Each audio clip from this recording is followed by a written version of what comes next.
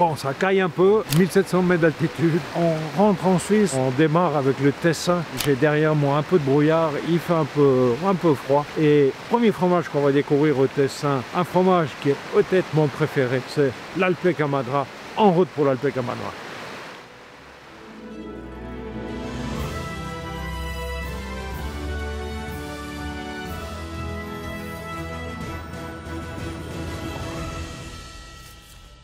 Après ce voyage à travers le Tessin, me voici à l'alpage du Camadra avec Monsieur Rigozzi. On est dans la vallée du Camadra, à l'alpage. Et ça fait combien d'années que vous fabriquez ici à cet alpage? Sono 33 anni. 33 ans, ici à l'alpage du Camadra. Vous avez vu qu'il y a une immense pierre derrière. Eh bien pourquoi? Parce qu'ils l'ont construit derrière des rochers. Parce que pendant l'hiver, il peut y avoir des avalanches qui peuvent descendre et puis qui écraseraient l'alpage. L'alpage actuellement, on est au début septembre, les vaches sont déjà descendues, c'est pour ça qu'il n'y a pas de bruit. La fabrication est terminée à l'intérieur, il n'y a plus de fabrication. L'Alpe Camadra, c'est ce petit fromage. Méthode de fabrication, on m'a dit les crus, bien sûr, les cultures, la présure. Après, couper le grain, la grandeur du grain. La grandezza è circa come un grano di riso. Ah, comme un grain de riz, très petit grain. E dopo viene mescolato per 40-45 minuti circa e portato a 46 gradi. La presse. 30 minuti. Le bain de sel. La sale il giorno dopo. Toute une journée dans le bain de sel, le jour d'après. Et après, à la cave. Fromage terminé. Et le fromage est bon. Dopo 60 giorni, non possiamo venderlo prima di 60 giorni perché abbiamo il marchio DOP. J'ai fait des tests en cave et c'est quand il a quelques mois que ce fromage est le meilleur. Il ne faut pas le manger non plus trop jeune, mais dès qu'il a 3-4 mois, il commence à avoir le bel équilibre. Il a toute sa saveur et c'est ça qu'on recherche dans un bon fromage d'alpage. Et ce qui est amusant, c'est que les alpages tessinois sont très réputés, mais ne sont pas très connus. En France, ils ne sont pas connus. En Suisse romande, très peu. On tombe vraiment dans des fromages d'alpage qui restent confidentiels, qui sont pas fabriqués en grande quantité et d'où peut-être leur prix un peu plus élevé que les autres fromages. Production annuelle, 1000 pièces, 5000 kilos. Imaginez 5000 kilos, si vous voyez les productions de comté par exemple, où c'est plusieurs centaines de mille tonnes, c'est incomparable. D'où un prix un peu plus élevé, c'est normal parce que ce qui est rare est bon et ce qui est rare est cher.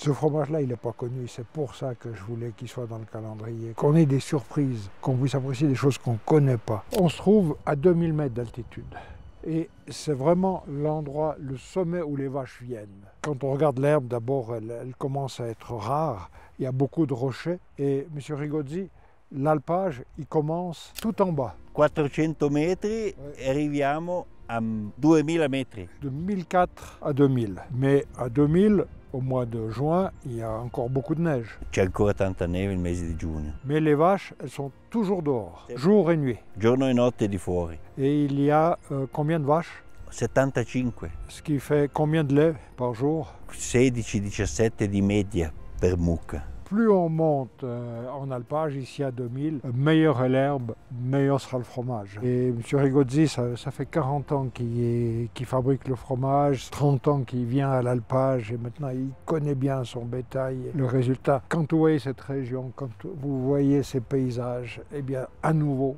c'est dans le fromage qu'on va ressentir parce que c'est là qu'on voit la qualité. Une petite exploitation, 80 vaches, fermière. Bien, le résultat, il est là. À nouveau, c'est l'avantage du bon fromage, parce que pour avoir du bon fromage, on ne peut pas faire de l'industrie, on ne peut pas tricher. Il faut des terres, il faut des lieux, il faut de l'herbe, il faut la petite exploitation fromagère qui donne ce résultat-là. Le moment intéressant, c'est de voir les fromages en cave avec M. Rigozzi. On y va. Alors là, on a les tout jeunes. Combien de semaines?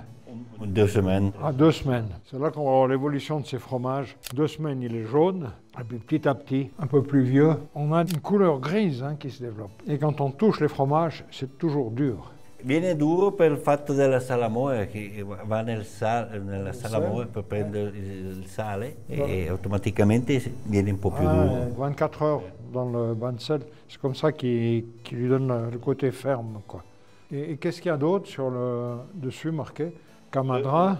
Il numero di fabbricazione, il numero del mio caseificio. Ah, d'accord, hein, de la fromagerie. Et les fromages, ils sont jamais mouillés, jamais de l'eau. Jamais.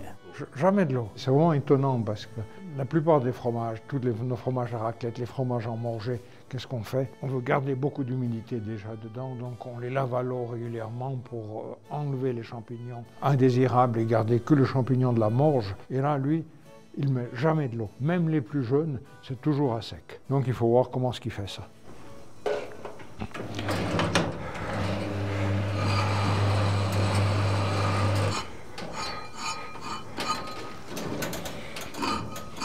Si vous mettez de l'eau maintenant, qu'est-ce qui se passe?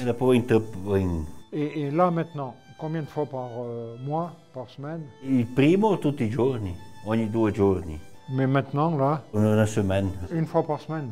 Ah, quand même. L'importante è girare. Ah, le tourner hein, aussi. Ça, c'est la première fois que je vois un système de nettoyage comme ça à sec, juste racler dessus. Encore une particularité de cette cave, c'est que normalement, une bonne cave à fromage, c'est 92%, la vôtre 85.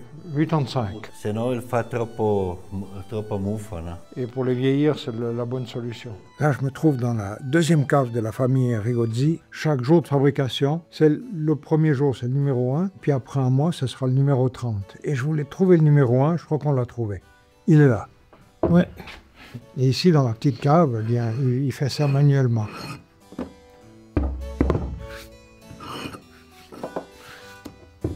Et voilà, dans la petite cave, pas de machine, tout à la main. Alors on parle avec M. Rigozzi, mais il faudrait un peu goûter aussi, voir un peu ce que ça donne. Hein? Ah, alors si. Ah, c'est parfumé. Ne mangez pas la croûte. Non. Non, hein? Au nez, il y a 10 herbes, quoi. C'est impressionnant. La texture est crémeuse, il y a ce côté parfumé. Et puis dans la bouche, il y a toutes sortes de saveurs qui ressortent. C'est presque si on a de la peine à croire que c'est juste un fromage nature au lait de vache. Si on se dit non, il y a une adjonction à quelque chose. T'as raison, on ne pourrait pas chercher qu'est-ce qu'il y a d'autre, qu'est-ce qu'ils ont mis d'autre dedans. Et puis, quand je l'ai avalé après, ce qui reste après, c'est pas mal de force hein, quand même. Comme chaque année, il est magnifique. Bon. Merci beaucoup. Grazie, Hein? arrivederci. Et à la prochaine, à la prossima.